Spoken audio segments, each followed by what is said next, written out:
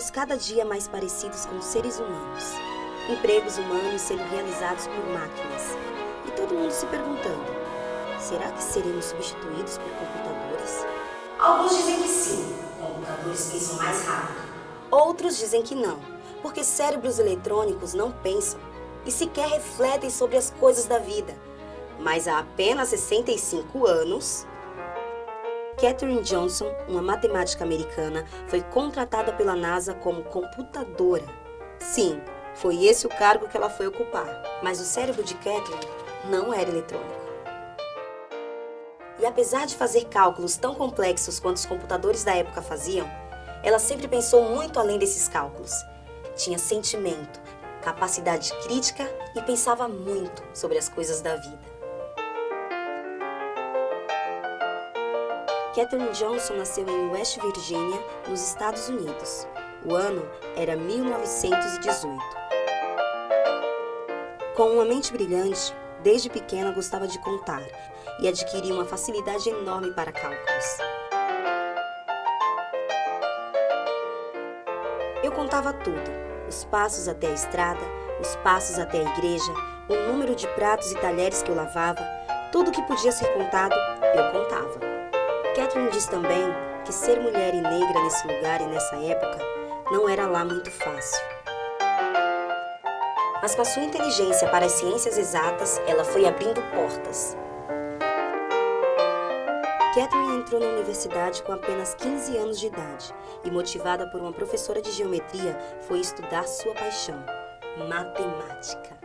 Como era muito inteligente, ela chamou a atenção de Shiflin Clayton, um PhD em matemática.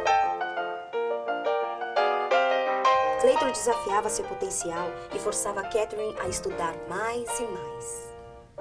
Katherine se formou e foi dar aula em uma escola pública para pessoas negras em sua cidade. Quando se casou, deixou o emprego para cuidar dos filhos. A história de Katherine, como a de muitas mulheres dessa época, poderia ter parado por aí, mas não parou. E é aqui que Katherine e a corrida espacial americana se encontram. Na década de 60 do século passado, Estados Unidos e União Soviética disputavam para ver quem era a maior potência militar do mundo, e a balança era a corrida espacial.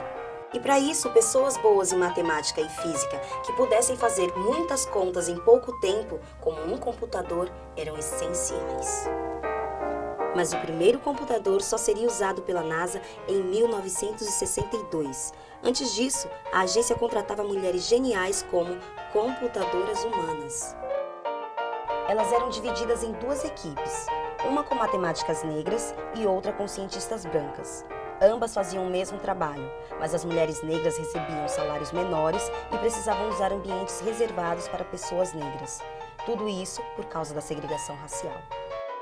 Katherine, que desde 1940 se dedicava apenas aos filhos e à casa, ficou sabendo de uma dessas vagas na NASA e se candidatou. Ela começou a trabalhar como uma computadora em 1953.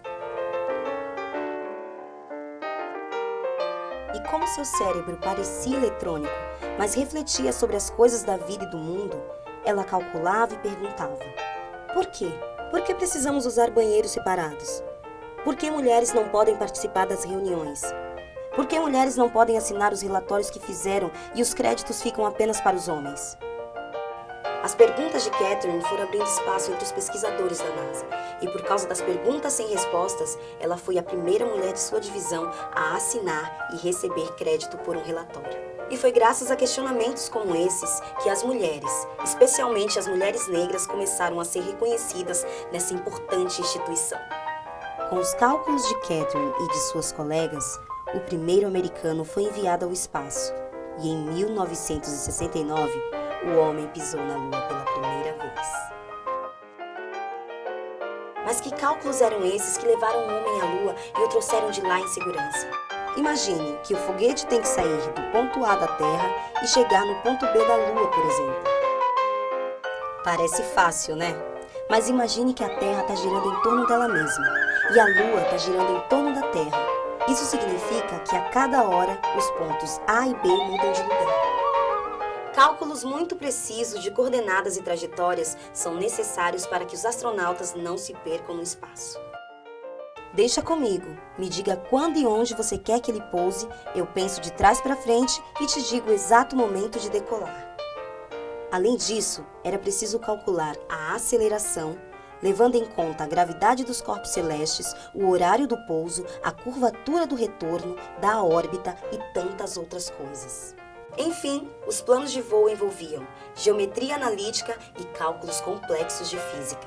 E Catherine era muito boa nisso. Mas quando a NASA decidiu enviar o primeiro americano ao espaço, a agência resolveu usar um computador de verdade.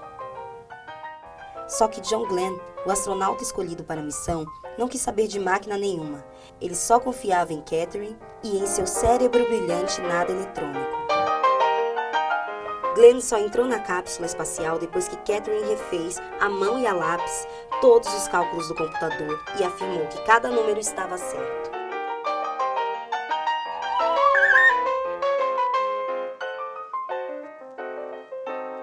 Em 2018, Catherine fez 100 anos. Mesmo depois de aposentada, continuou compartilhando sua paixão pela matemática. Depois de deixar a NASA, foi dar palestras para estudantes, inspirando-os a persistir nos próprios sonhos, mesmo diante dos desafios, por maiores que sejam. Mais do que ser brilhante em matemática, a mente de Catherine era inquieta. Nunca se contentava com uma resposta que não lhe parecesse justa. Pois bem, a história de Catherine nos mostra que os cérebros humanos, mesmo os que fazem contas muito complexas, não param quietos e questionam tudo à sua volta. E você? Acredita que um dia os cérebros eletrônicos vão superar os humanos?